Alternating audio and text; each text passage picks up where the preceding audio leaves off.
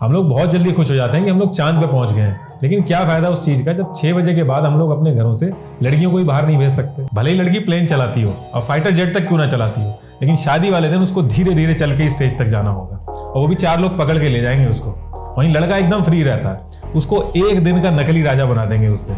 एक लड़की ने भले ही पीएचडी कर रखी हो, लेकिन अगर उसे थोड़ी दूर जाना होगा तो उसके पीछे 5 साल का बच्चा लगा देंगे। हमारी सोसाइटी 5% दहेज पकड़ा के उसको दूसरे घर विदा कर देती है। बाकी के 95% पे राजा बेटा कुल का दीपक वो राज करता है। दुनिया की सबसे बड़ी डेमोक्रेसी की 48% पॉपुलेशन 6 बजे के बाद कर्फ्यू में चली जाती है। Right to equality, right to freedom, right against exploitation, इन सब की धज्जियां उड़ती हैं, और इससे बड़ी वॉर कोई हो नहीं सकती। अगर मैं आपसे पूछूं कि एक फीमेल सबसे ज्यादा अनसेफ कहां रहती है, तो ज्यादातर लोगों को यही लगता है कि जब वो घर से बाहर होती हैं तो वो सबसे ज्यादा अनसेफ रहती है। उनको सबसे ज्यादा खतरा घर के बाहर रहता है। जब वो ट्रैवल कर रही होती है अनजान जगह, या वो अनजान लोगों में होती हैं, तो उनको सबसे ज्यादा खतरा तभी होता है। और मैं भी यही सोचता था जब तक मेरे पास डेटा नहीं आया था, और वो डेटा मैं आपके साथ भी शेयर कर देता हूं। आज की डेट तक लड़कियों के ऊपर जितने भी फिजिकल वायलेंस के केसेस हुए हैं, उसमें से 70% घर के अंदर हुए हैं। और आज की डेट तक जितने भी रेप केसेस हुए हैं, उसमें से 90% केसेस विक्टिम के घर में उनके दूर के या पास के जानने वालों ने किए हैं। एक लड़की के पैसे बाहर चोरी हो जाएं, उससे ज्यादा चांसेस हैं कि उसकी मर्जी के बिना घर में उससे पैसे ले लिए जाएं। 5 लाख लड़कियों को हम लोग हर साल मार देते हैं क्योंकि वो लड़कियां हैं। 63 मिलियन, 6 करोड़ 30 लाख लड़कियों को हमने इस दुनिया में आने ही नहीं दिया क्योंकि वो लड़कियां हैं। और ये सारे डिसीजन घर में बैठ के लिए जाते हैं, क्योंकि इंडिया के अंदर हर किसी के पास साम्राज्य बहुत ज्यादा है। तो हर किसी को अपना वंश चलाने के लिए एक लड़के की जरूरत होती है। जो इंसान बीड़ी भी उधार मांग के पी रहा है, उसको भी अपना साम्राज्य चलाने के लिए एक वंशज की जरूरत होती है। और ये जो भी डेटा मैं आपको दे रहा हूं, ये गवर्नमेंट और नॉन गवर्नमेंट ऑर्गेनाइजेशन का डेटा है। ये मैं अपने मन की बात नहीं कर रहा हूं, और इन सब के लिंक मैंने यूट्यूब के डिस्क्रिप्शन में दे दिए, तो आप वैलिडेट कर लीजिएगा। तो इस डेटा से इतना तो समझ में आ गया कि लड़कियां बाहर की बजाय घर के अंदर अनसेफ हैं, और लड़कियां लोगों की सेकेंड प्रायोरिटी हैं। अब इंडिया की पॉपुलेशन में 48% फीमेल है और 52% मेल है। तो ऐसा क्या रीजन है कि हमारी 48% पॉपुलेशन लोगों की सेकंड प्रायोरिटी बन गई है? तो इसका रीजन बहुत ही सिंपल सा है। जो कमजोर होता है उसको दबाया जाता है। आपसे पंगा वही लेगा जिसको लगेगा कि आपसे पंगा लेके वो बच सकता है। तो इसका मतलब यह है कि लड़कियां वीक हैं? तो ऐसा नहीं है। भगवान ने लड़का और लड़की एकदम बराबर बनाए हैं। दोनों में सिमिलैरिटी रखी है, डिफरेंस कुछ नहीं रखा है। कुछ डिफरेंस रखे हैं, और वो डिफरेंस इसलिए रखे हैं ताकि रिप्रोडक्शन साइकिल पूरा हो सके। वो इसलिए नहीं रखे हैं कि कौन वीपी बनेगा, कौन डिसीजन लेगा, कौन कार चलाएगा, कौन प्लेन चलाएगा, या कौन घर के बाहर रहेगा, कौन घर के अंदर रहेगा। अगर फिजिकल स्ट्रेंथ रेलेवेंट होती तो पूरी दुनिया के ऊपर सारे पहलवान रूल कर रहे होते। तो लड़कियां वीक तो नहीं है, लेकिन इनको पर्पसली वीक बनाया जाता है और प्रॉपर प्लानिंग के तहत वीक बनाया जाता है।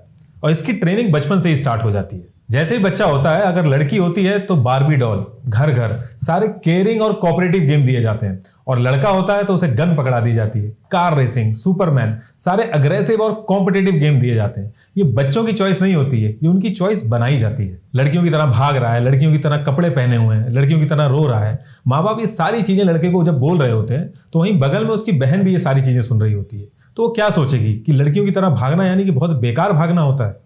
एक लड़की लड़के के कपड़े पहन सकती है, लेकिन अगर एक लड़का लड़की के कपड़े पहन लेगा तो ऐसे कर देंगे जैसे कि एक किसी बहुत ही छोटे आदमी के कपड़े पहन लिए, कि लड़कियों की तरह कपड़े पहने। एक एज आते ही लड़कियों को समझा दिया जाता है कि कैसे बैठना है, कहाँ जाना है, और घर वापस कितने बजे तक आ जाना है। लेकिन लड़कों के लिए पूरी फ्रीडम है। एक लड़का जिप खोल के यूरिनेट कर देता है रोड पे, वो बहुत ही नॉर्मल चीज है।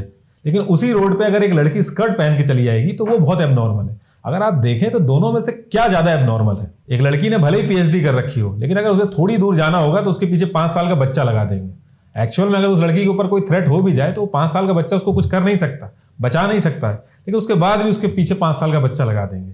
और वही बच्चा जब बड़ा होता है तो अपने आप को बहुत स्ट्रांग और रक्षक समझता है, और लड़कियों को वीक समझता है। और बचपन से ये ट्रेनिंग इस लेवल की होती है कि लड़कों के दिमाग पे हावी हो जाती है।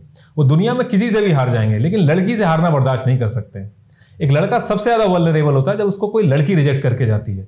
और कहीं ना कहीं ये अटैक जो होते हैं, जो रेप केसेस होते हैं, इनके भी पीछे कहीं ना कहीं यही साइकोलॉजी काम करती है। एक इंसान को सबसे ज्यादा जरूरत होती है पैसे की, किसी भी चीज के कंपैरेटिवली। लेकिन बैंकों में हर रोज चोरी नहीं होती है, क्योंकि सबको पता है कि वहां का सिस्टम बहुत ज्यादा स्ट्रांग है। अगर वो वहां पे चोरी करेंगे तो पकड़े जाएंगे, उनको फांसी नहीं होगी लेकिन वो पकड़े जाएंगे।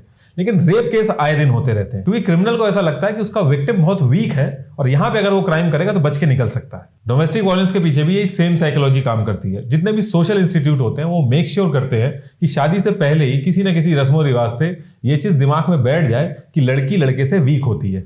और ये मैं सिर्फ एक रिलीजन की बात नहीं कर रहा हूं, आप कोई भी रिलीजन उठा के देखेंगे सब में है ये। भले ही लड़की प्लेन चलाती हो और फाइटर जेट तक क्यों ना चलाती हो, लेकिन शादी वाले दिन उसको धीरे धीरे चल के स्टेज तक जाना होगा और वो भी 4 लोग पकड़ के ले जाएंगे उसको। वहीं लड़का एकदम फ्री रहता है, उसको एक दिन का नकली राजा बना देंगे उस दिन, और उस एक दिन का नकली राजा बनने के लिए वो कई टाइम तक EMI जमा करता है। और इनके नाम भी बहुत सोच समझ के दिए जाते हैं, स्वामी, खामीन, शौहर, पति, हस्बैंड, करोड़पति यानी करोड़ों का मालिक, तो पहले से ही उसको मालिक बोल दे रहे हैं। तो इस छोटी छोटी चीजों से अनसेड कम्युनिकेशन में बताया जाता है कि कौन मालिक है और कौन नौकर है। हमारी सोसाइटी मेक श्योर करती है कि लड़कियों के हाथ में कुछ हो ही नहीं। एक सिंपल सा लॉजिक है कि एक इंसान के 2 बच्चे हैं, जो भी उसकी प्रॉपर्टी है वो दोनों में हाफ हाफ होनी चाहिए। हमारा कॉन्स्टिट्यूशन तो यही कहता है, लेकिन हमारी सोसाइटी नहीं कहती है। हमारी सोसाइटी 5% दहेज पकड़ा के उसको दूसरे घर विदा कर देती है। बाकी के 95% पे राजा बेटा, कुल का दीपक, वो राज करता है। और वो 5% भी कहने के लिए उस लड़की का होता है।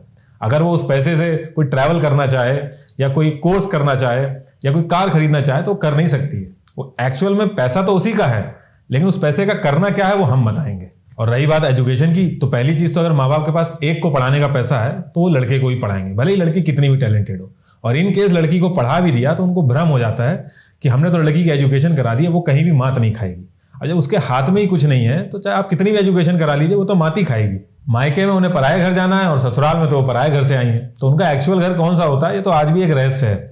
और आप घर के बाहर अगर नेम प्लेट भी देखेंगे तो कभी भी घर की बहुओं का नाम नहीं लिखा होता, ताकि उनको पता रहे जब वो घर के अंदर आए तो ये घर किसका है। और गलती से अगर लड़की अपने पैसों से घर खरीद ले या माँ बाप के लिए कुछ कर दे तो उसका क्रेडिट भी लड़कों को दे देते हैं कि भैया हमें तो लड़की नहीं, हमें तो भगवान ने लड़का दिया है, उसका क्रेडिट भी उसको नहीं मिलता। 3 में से 1 औरत डोमेस्टिक वायलेंस का शिकार होती है। और अगर आप नोटिस करेंगे तो दुनिया में कोई भी वायलेंस करता है तो सिर्फ और सिर्फ कंट्रोल पाने के लिए करता है। और सेम यही चीज यहाँ भी होती है। फाइनेंशियली तो उनको वीक कर दिया जाता है और उन पर कंट्रोल पाने के लिए उन पर वायलेंस होता है। अब ये वायलेंस अलग अलग तरीके से होते हैं, हर घर के हिसाब से अलग होता है।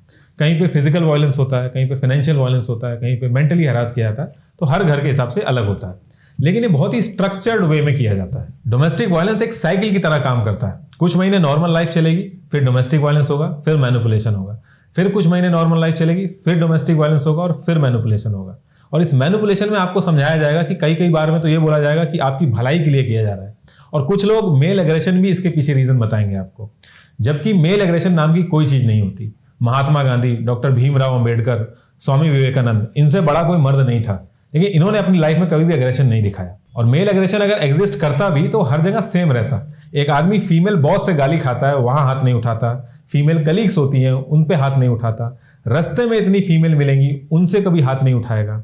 घर के अंदर भी चाची, ताई, बुआ सब लोग होंगी, सबको छोड़ के उसे अपनी टेरिटरी बहुत अच्छे से पता होती है, वो उसी के ऊपर हाथ उठाता है। उसको पता है कि उसकी हैसियत कहां तक सीमित है। और जब भी आपके सामने डोमेस्टिक वायलेंस का केस आएगा तो आप एक चीज नोटिस करिएगा, जो आदमी अपनी लाइफ में सबसे ज्यादा अनसक्सेसफुल होता है वही लड़की पे हाथ उठाता है। हमारे कॉन्स्टिट्यूशन के हिसाब से कोई भी आदमी किसी के ऊपर हाथ नहीं उठा सकता, चाहे कोई सी भी सिचुएशन हो, लेकिन 3 में से 1 औरत के ऊपर हाथ उठता है। इसका मतलब कि 33% मर्द हमारे कॉन्स्टिट्यूशन के हिसाब से क्रिमिनल हैं, और वो सिर्फ और सिर्फ इसलिए बचे हुए हैं क्योंकि उनकी किसी ने कंप्लेन नहीं की है। आप कोई भी डेवलप्ड कंट्री का एग्जांपल उठा के देख लीजिए, उसमें लड़के और लड़कियां दोनों का पार्टिसिपेशन बराबर का होता है। कोई भी कंट्री अपनी 48% पॉपुलेशन को इनकेपेबल बना के आगे नहीं बढ़ सकती है। सेम यही चीज घरों में होती है। वो घर ज्यादा आगे बढ़ता है जिसमें मेल और फीमेल दोनों केपेबल होते हैं। जब हम लोग गुलाम थे तो ब्रिटिशर्स हम लोगों को जहर खिला खिला के नहीं मार रहे थे, वो लोग भी यही कर रहे थे, हमें इक्वल नहीं समझ रहे थे, हमारे अधिकार छीन रहे थे, हमारा एक्सप्लॉयटेशन कर रहे थे। और इस चीज के लिए हमने कितनी बड़ी बड़ी लड़ाइयां लड़ी। और जब वो आज़ादी हमें मिली तो हमने अपनी 48% पॉपुलेशन के साथ भी वही किया जो हमारे साथ होता आया था। हमारे कॉन्स्टिट्यूशन के हिसाब से एक मर्द और एक औरत बराबर है, लेकिन हमारी सोसाइटी के हिसाब से नहीं है। अब सोसाइटी या तो कॉन्स्टिट्यूशन चेंज करा ले या फिर ये बात मान ले कि जो वो कर रही है वो गलत कर रही है। हम लोग बहुत जल्दी खुश हो जाते हैं कि हम लोग चांद पे पहुंच गए हैं, लेकिन क्या फायदा उस चीज का जब 6 बजे के बाद हम लोग अपने घरों से लड़कियों को ही बाहर नहीं भेज सकते। अब 6 बजे के बाद अगर वो बाहर जाती है तो उसका रिस्क है और गलती भी उसी की है, क्योंकि बाहर जो लड़का है वो तो बेचारा अपना काम कर रहा है, गलती तो सिर्फ और सिर्फ लड़की की है। भरी बस में एक सिर्फ कंधा टच होने से अगर जिसको मजा आ जाए वो इंसान है क्या? दुनिया की सबसे बड़ी डेमोक्रेसी की 48% पॉपुलेशन 6 बजे के बाद कर्फ्यू में चली जाती है। Right to equality, right to freedom, right against exploitation, इन सब की धज्जियां उड़ती हैं। और इससे बड़ी वॉर कोई हो नहीं सकती। पूरी दुनिया में करे जाने वाले कामों में एक फीमेल मेल के कंपैरेटिवली दुगना काम करती है।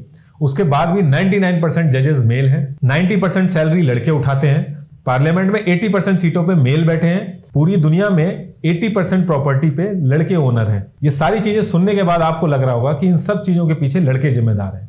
तो ऐसा नहीं है। ये जितनी भी चीजें हमने डिस्कस करी हैं, ये एक सोसाइटी की सोच है, उसके अगेंस्ट में डिस्कस करी है। इस सोच को मानने वाले लड़के भी हैं और लड़कियां भी हैं, और इस सोच के अगेंस्ट में लड़ने वाले लड़के भी हैं और लड़कियां भी हैं।